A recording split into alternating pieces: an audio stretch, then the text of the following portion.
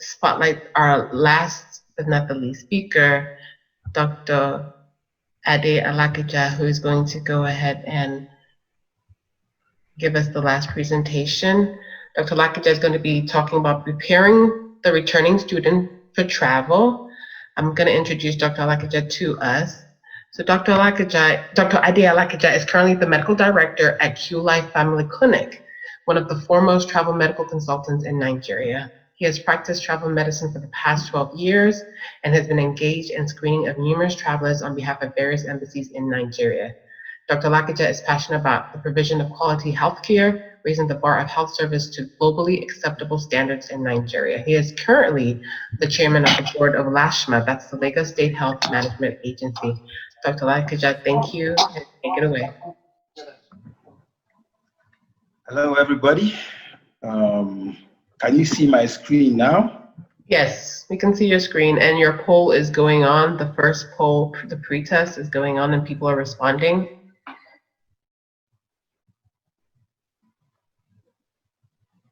So go ahead.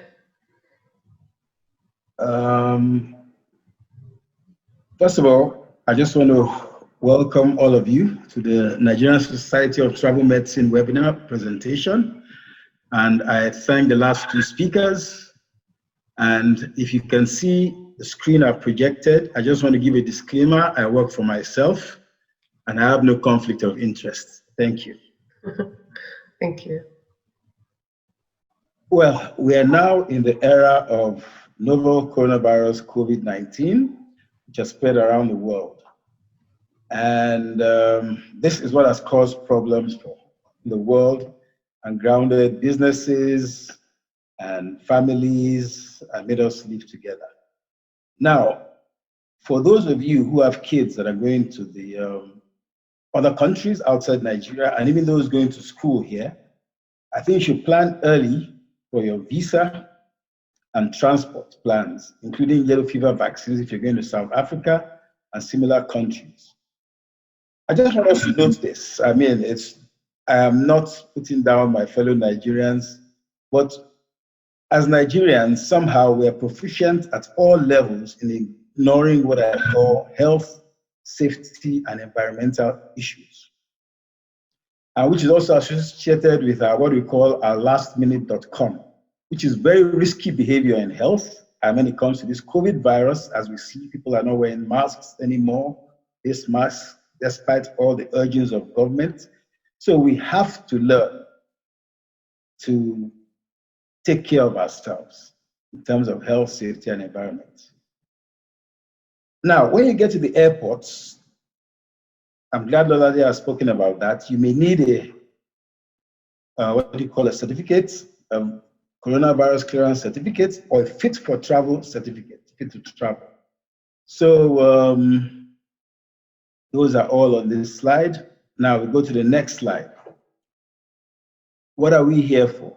We're here to help our kids, to fully support them, advise them, and give guidance to our kids. If we can't do that, then they are in mortal danger, not only to COVID, but all other diseases. And like Jack Ma said, or it was alleged that Jack Ma said it, he said, for people in business in 2020, it is really all about just staying alive. Don't even talk about your dreams or plans, just make sure you stay alive. If you can stay alive, then you will have made a profit already.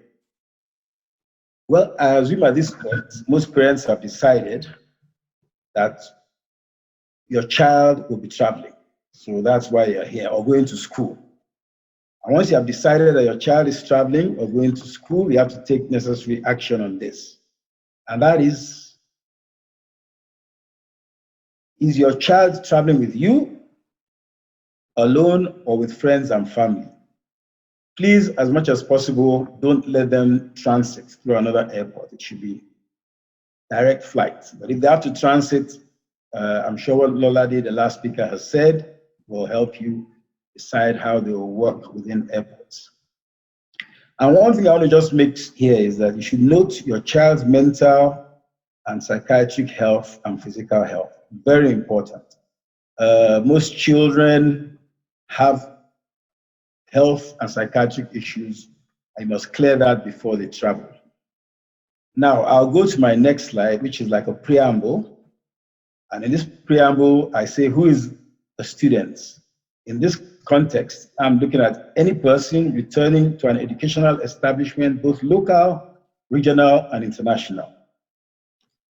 For this talk, age is not relevant, but most of the talk will be directed at secondary and tertiary institutions.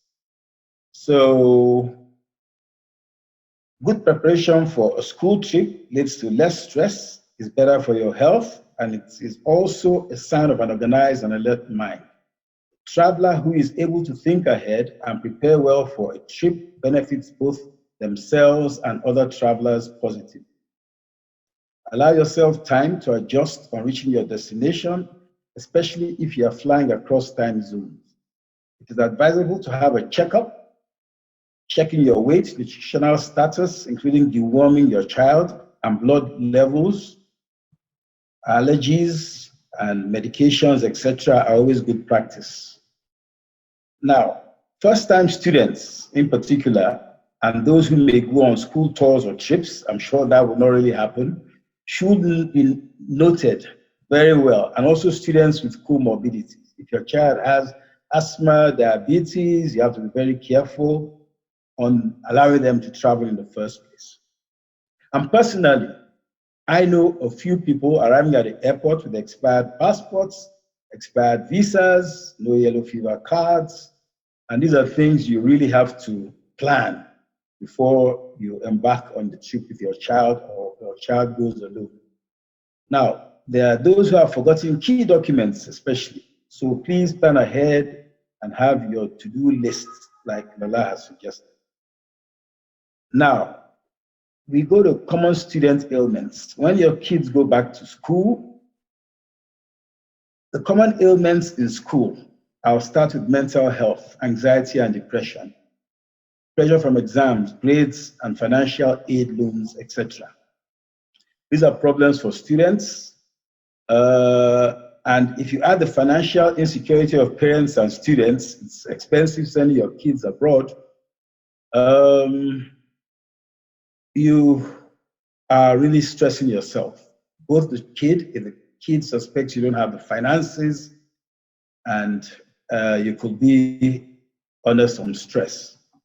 Now, one other common student ailment is influenza, they call it Fresher's flu, and upper respiratory tract infections. Now, the flu season will be coming at the time most of your kids are going back to school. So it's advisable, very advisable, you give them the flu shot.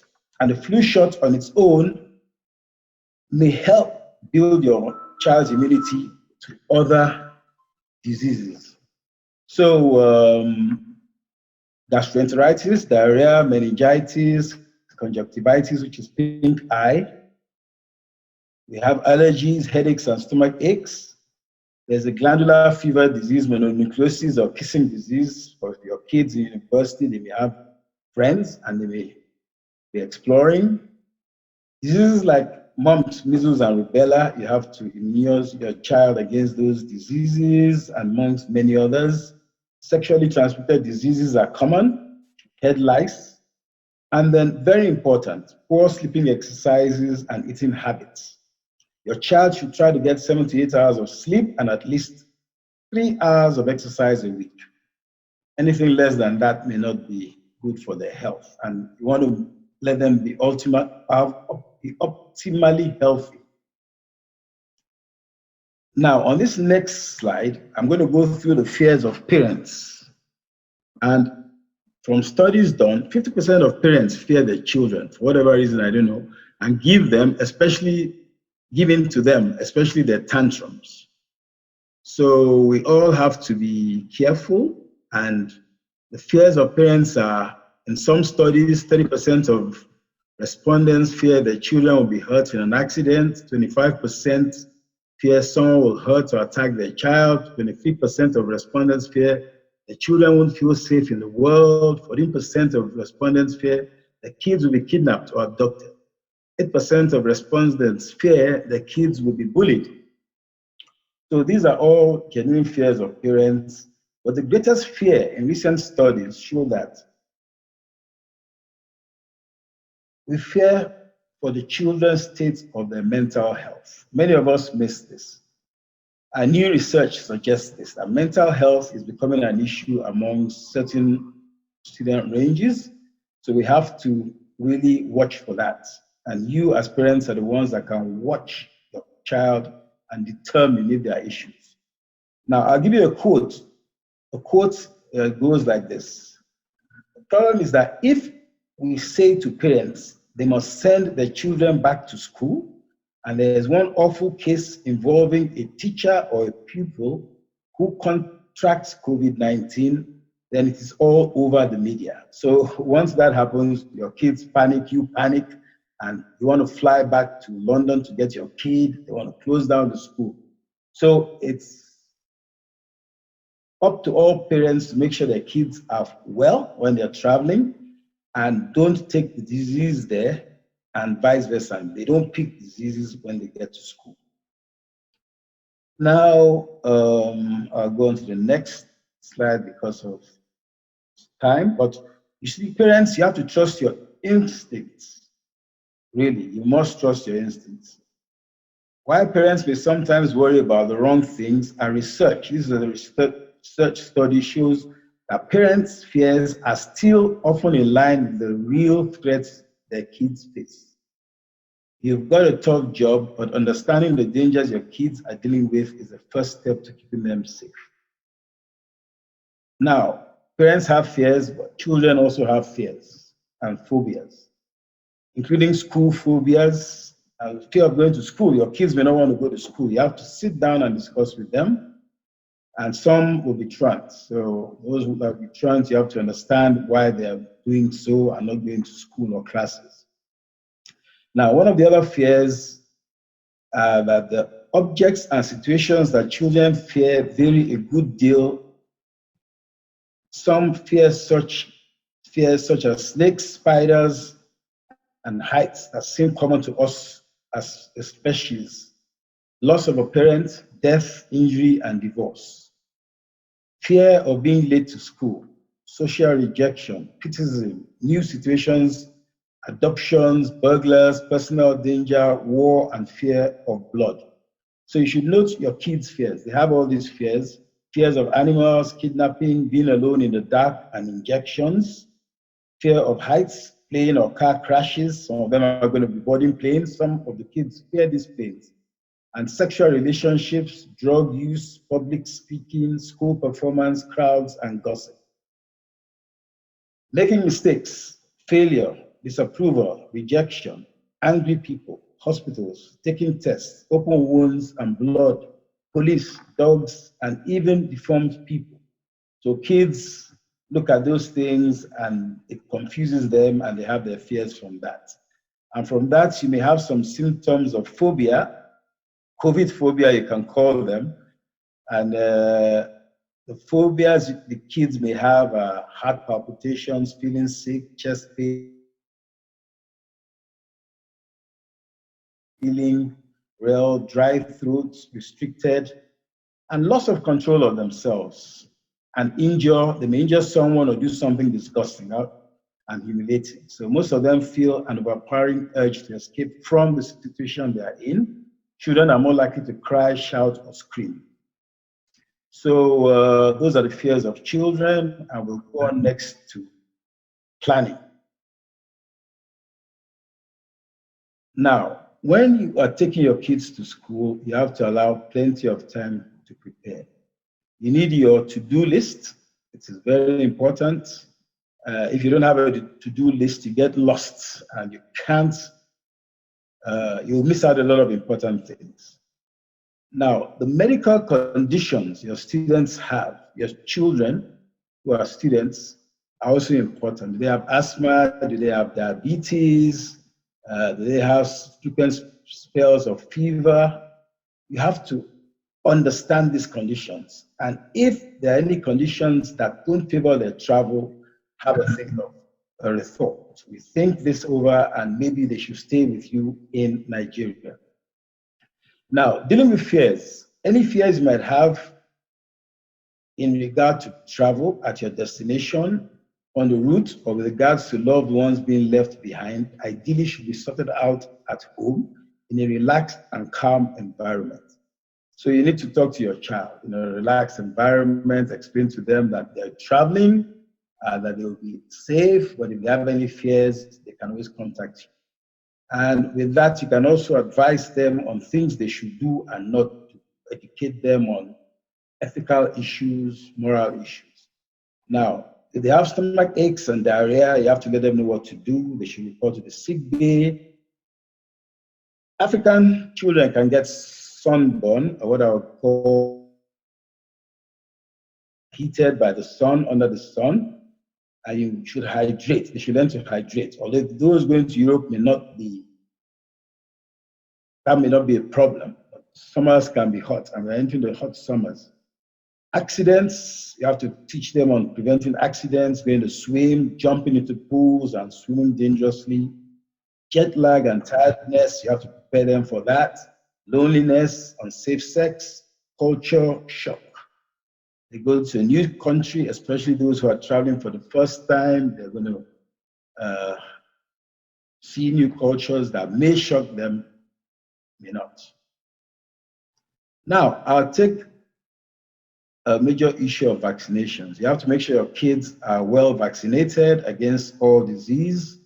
You want to know what the vaccination schedules are for the different age groups of your kids. There might be several age groups going. What are the requirements of the state and individual institutions? That means the state, if you're going to the UK, for example, they have requirements, vaccination requirements. But even you go further, some institutions, universities require that you do some other vaccines like meningitis and co, which are additional things. And childhood and adult vaccinations are given to the child, depending on the age of the child. Now, the vaccinations given range from diphtheria, tetanus, whooping cough, which is pertussis, Haemophilus, influenza type B, hepatitis B, polio, rotavirus, pneumococcal disease, measles, mumps and rubella, yellow fever, typhoid fever, chickenpox, and vitamin A supplements. Those are the basic vaccinations your kids should have had from birth to when they're going to school. Now, other vaccines, and plus for older children and younger adults, it will include things like meningitis, Cervix for cervical cancer, influenza, pneumococcal, varicella, human papillovirus, HPV, rabies, yellow fever, etc. Now, one thing, sorry, I have to go back.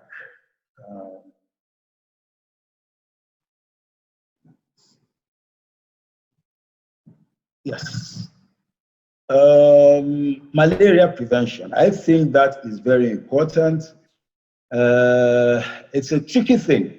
Ideally, your child should not take malaria prevention or treatment if they don't have malaria. So ideally, you should consult with your consultant or your doctor, family doctor, or travel medicine consultant. You could start them on prophylactic malaria medication before they travel. A few days or weeks before they travel, you could have blood tests for them so that they're tested and you know that, well, they have no parasites. But why I talk about malaria and why a lot of them go over there and get ill. Now, if you get malaria in the UK or anywhere in the world, if you go to another country, how do you differentiate between COVID or whatever? So you put your child at risk, they may be thrown into a COVID ward, we don't know, or they may be isolated. So make sure their malaria status is cleared. Now you can give them first aid kits. It is wise to carry along a properly stocked first aid kit for small emergencies, cuts, antidiarrheals, maybe antibiotics, depending, and some things for skin diseases. And for those kids that have allergies, maybe some EpiPen, which if they have allergic reactions, which could kill them, they just jab themselves with the EpiPen. On board, Lola has spoken of being on board, on arrival, things you will see at the airport. You should note that on arrival, there may be no food stalls open. So if no food stalls are open, your child may need to carry some food with him before they get to where they can eat, or they may get very hungry and upset. And then issues of returning home for the parents going with their children, you have to plan your coming back home, because on coming back home, you may have isolation in the UK, you may have isolation in Nigeria. And then you have to always track current outbreaks. Like Lola has said, there are apps that can help you track within the UK where there are extreme outbreaks. So you can guide your child, always communicate with your child at all times. And then Lola also stressed something very important: insurance. Please, if you don't have insurance for your family, keep them fully insured. Check your insurance, what it says. Some insurances are very, they're not good, they're not real. So you have to read through the small pages and know if they cover for COVID or certain types of diseases, certain ailments your kids may have and you yourself. And then, of course, insect bite prevention if you're going to a country like maybe Brazil or other tropical countries.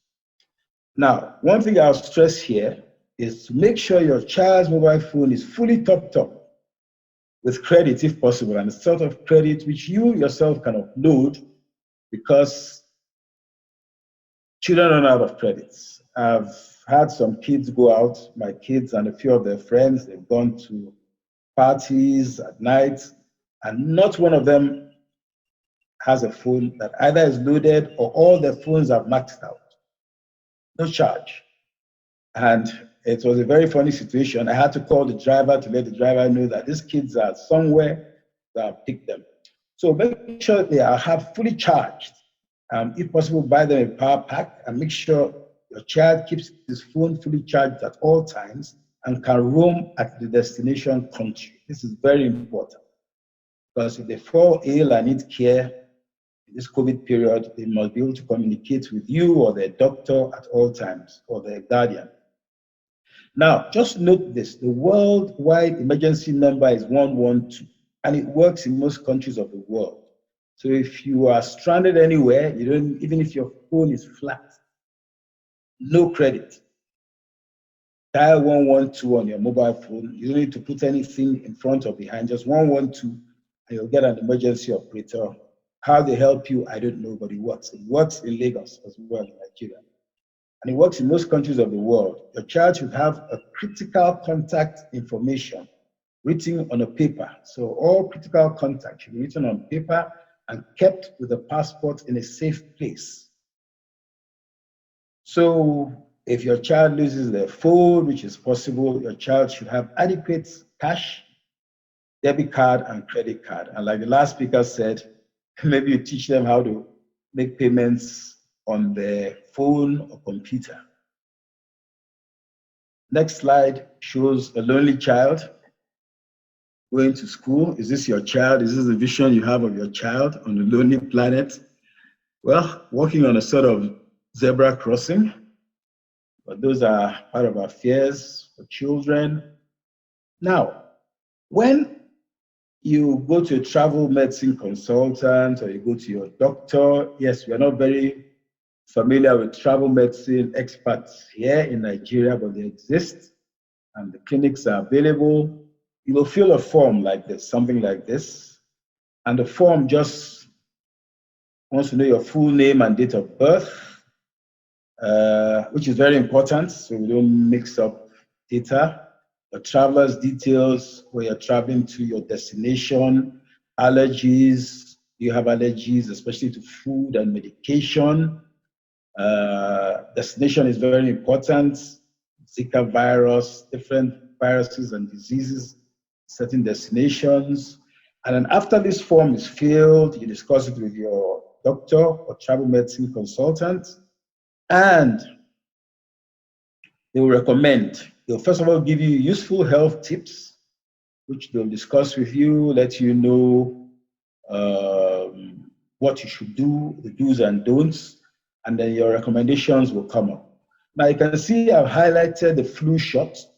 They'll have taken the childhood vaccinations you had, and they'll give you the vaccines they advise you to take, which is very important.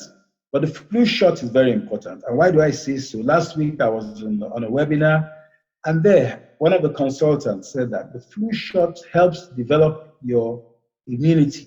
So once you get a flu shot, it can help in fighting other viruses and other diseases. So the flu shot is advisable. But even if you're not getting it for that, get it to prevent your child from falling ill. Because if your child gets the flu, which is different from the coronavirus, it will be taken as coronavirus until otherwise proven. The next slide. This is what your child is going to do. I can assure you, this is recent, I think early June this year. The children are aware of coronavirus, they're aware of COVID-19, but they've gone for a graduation class party, no social distancing, no masks, and they're having fun. And let us rest assured, most of our kids, unless we sit down with them, discuss with them, go through step by step the do's and don'ts, most of them will do this, and then they are cutting disaster with COVID. Now, classrooms are ready for you abroad. I'm almost certain most destination countries your kids go to are prepared for you. The schools are prepared, the classrooms are prepared, the do's and don'ts are there. So my fear is not the schools, because the schools are already ready. They say how to safely open schools. Your child's school should have answered the following. So if you have questions for your child's school before they go, you ask them when to reopen. The school is going to ask itself. If they don't feel it's safe to reopen, they won't go, and your child is not getting to school. For whom? Now, they'll decide which students should go. Young students, old students, adults, schools will decide that. And what health and safety precautions have been put in place? Those are the questions you're going to ask the school for your child, because your child is very important. And I'll read further. As school system leaders weigh possible opening timelines, 4 interlocking components to reopen are: 1, risks to the public health; 2, schools' importance to the economic activity; impacts on students' learning and thriving; and 4, safeguard readiness. So the schools will be ready. You're putting safeguards in place. So it's up to you, parents, to discuss with the schools, discuss COVID, discuss what they have put in place for your children. Now, just further showing different designs and architects that your schools, the school instructors are planning every day for the safety of your child. They're coming up with different designs, different architects are working to make sure your child is safe. Now, is it all about COVID-19? How can your kids be protected in school? The school is doing its best. You are doing your best. What of your kids? Your kids are really the issue. And this is where I want to go now in discussing further your kids. Because once they leave you, they're kids and they're going to do what they are. Young adults are going to do what young adults do. You have to develop a routine for them, the do's and don'ts, rehearse with them, obey all school instructions, report immediately if they have any ailment or feel exposed, stay clear of ill friends and fellow students. Once they suspect somebody is ill, they should stay clear and report the illness immediately. They should learn to report illness because it affects them, it affects the school may be shut down. Teach them to always update themselves on the latest COVID information. So give them COVID sites where they can get references and how to look after themselves in the COVID environment. Encourage them to call you regularly. You call them too regularly. Absolutely no-go areas, no parties, no social gatherings, unless it is supervised by the school, and I'm sure the school supervise them well. Let them keep exercising, keep fit, and eat healthy. Now, this slide is a bit crowded, so I'll try to discuss this a bit further. Like I said earlier, social, emotional well-being, and mental health implications for adolescents transitioning to secondary boarding school. One thing is certain, if your child is socially and emotionally not stable, I'll use that term, they are not likely to obey a lot of the rules and protect themselves properly. So it's for you to sit down with them, have a nice discussion with them, lengthy discussion, build confidence with them, let them trust you and know that you are there for them anytime they need you. And well, I've been told it's time to wrap up. Sorry. Then the recommendations, I'll quickly go through the recommendations. There's the Global Emerging Pathogen Treatment Consortium, GET for Africa. They are monitoring Africa and all the biosecurity things. They helped us with Ebola. So people are working. Rest assured, people are working. Travel healthcare at your destination. You will be tested for COVID-19 before you board your plane. Please make sure you have comprehensive travel insurance. Shops and restaurants may be closed at the airport, so your child should take their food. Protect yourself and others. Wear a mask and wash your hands. There are a lot of myths on the internet. Fact check everything before you talk to your child. Be school ready. Call the school and ask questions. Advocacy and parenting.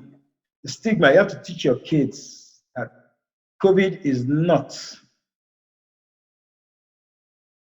an end game.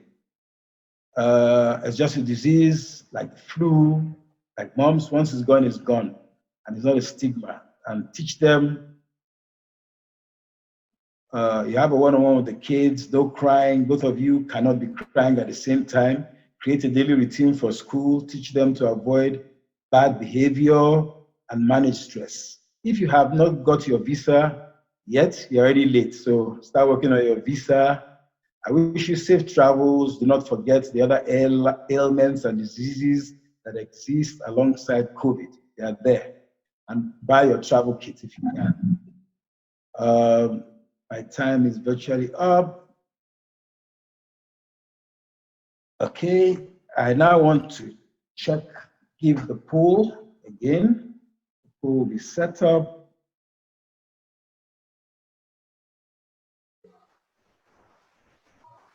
So we're going to have one more poll.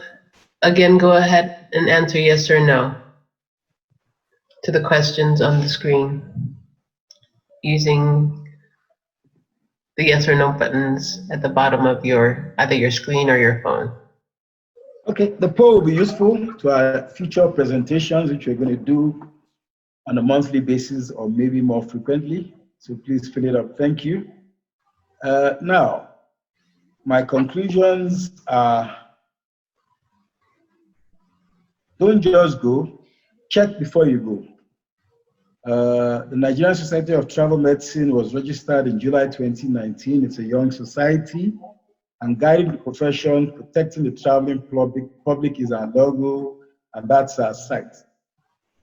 Travel healthy, stay healthy, return healthy. These are websites you can visit. If you want them sent to you, they'll be sent to you. They help you plan. And I just want to say something here. I have to say it quickly. All lives matter. Black lives matter. These are very turbulent times, and your kids must be prepared for these times. Don't let them go and demonstrate.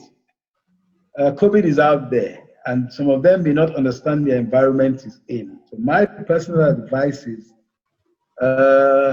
demonstrations are no-go area. They can support the march, because if they go there as well, they may not be protected. They're likely to get COVID. So keep them off the streets.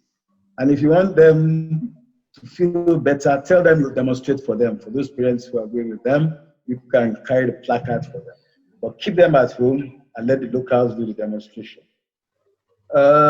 Insurance cover may not cover them if they're there, and they may even get deported or criminal records. So on that note, I will say thank you very much. And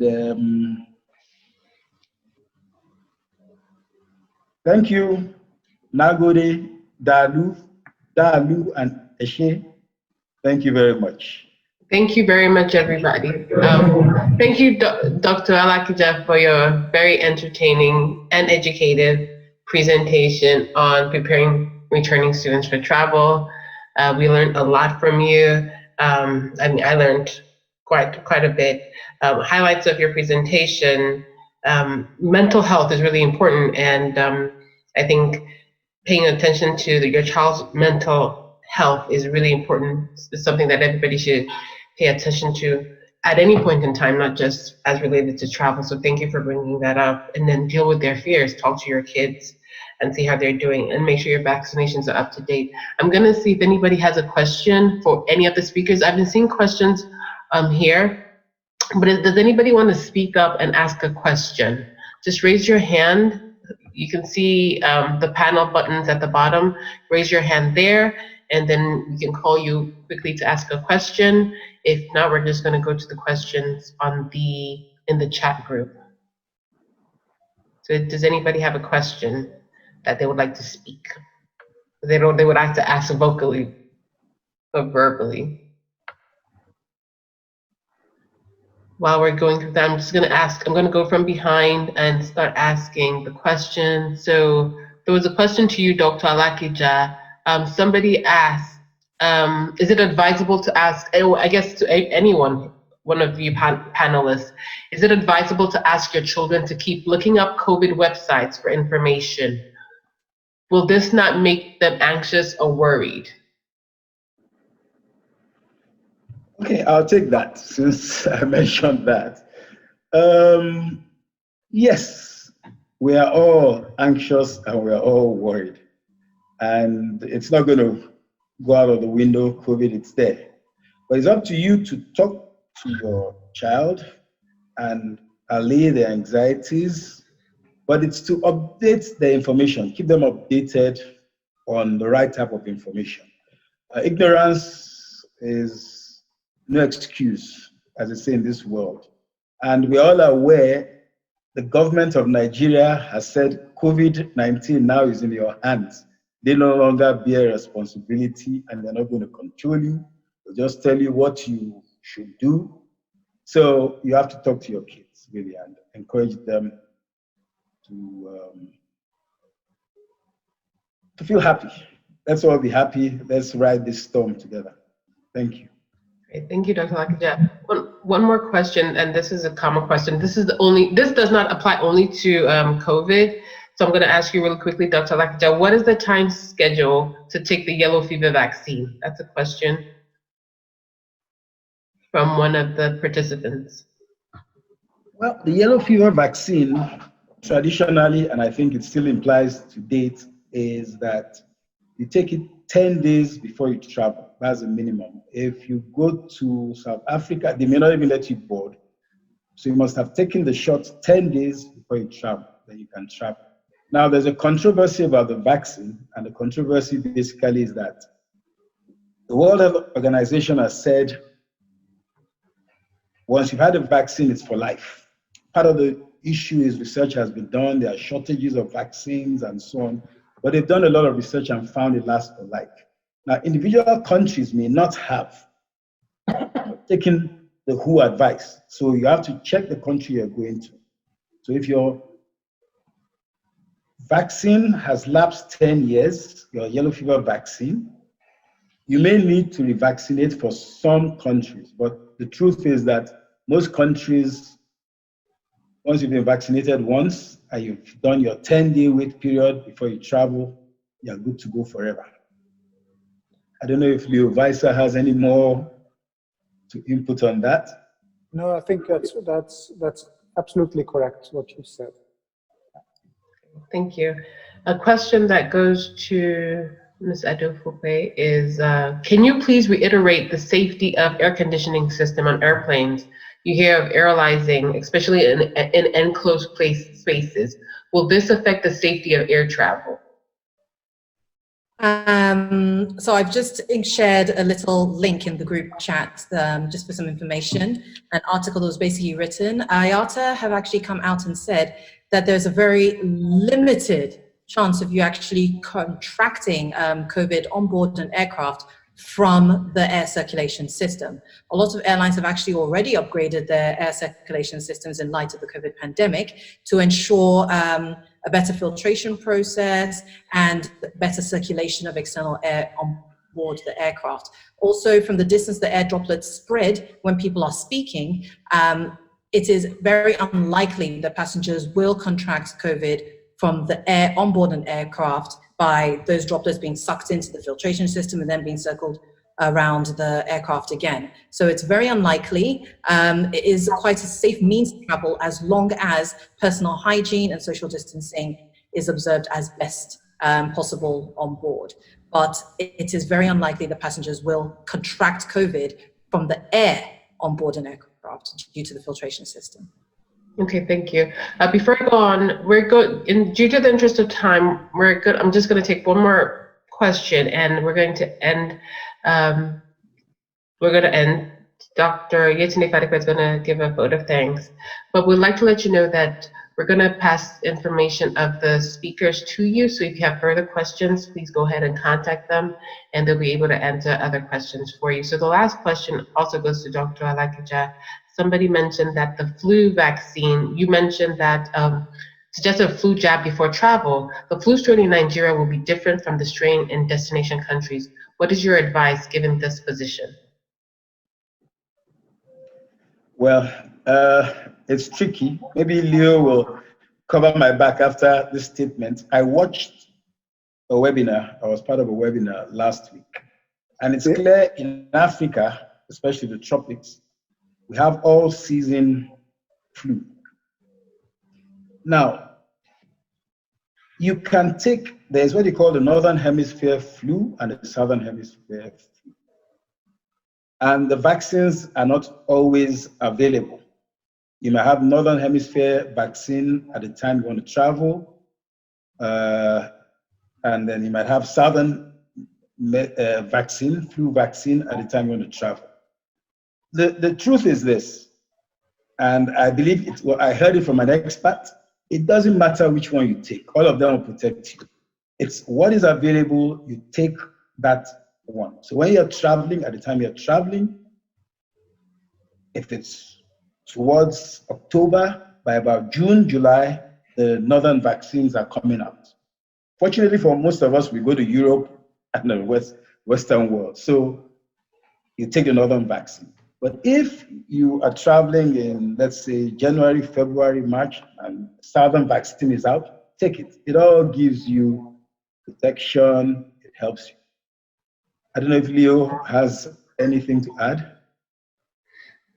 No, not really. I think indeed the vaccine is only limited available. So I think the vaccine that is available should be used.